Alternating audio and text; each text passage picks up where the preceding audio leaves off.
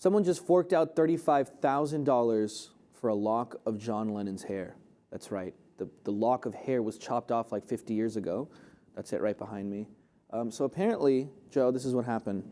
The hair was cut by a German barber back in 1966. He was getting it cut for a role in his film.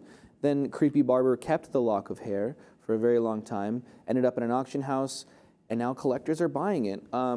People are telling me, like, well, it's just a collector's item, you know, that's what people do. It grew out of his head. Like, that's even better than having, you know, the glasses that he wore. I just think it's creepy.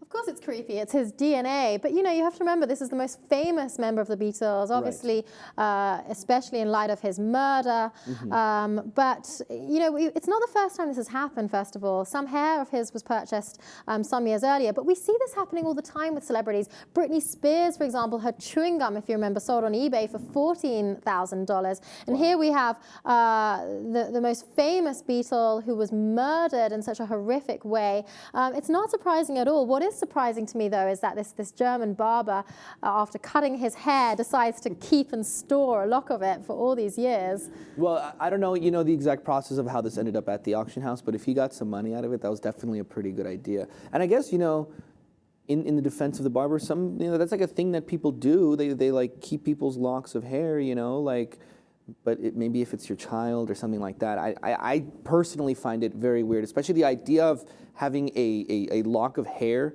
inside of your house that like belongs to somebody who's died like 5 decades ago. That's kind of creepy to me, but whatever, collectors, they do their things. They find this kind of stuff interesting. I think it's really, really weird. But that's a lot of money. We're talking $35,000 for just 10 centimeters of hair. What is it, like 4 inches? That's not very much hair. So that in itself is kind of strange. It did auction off with other things like signed photographs, posters, stuff like that. But wow, nothing got as much money as the lock of John Lennon's hair.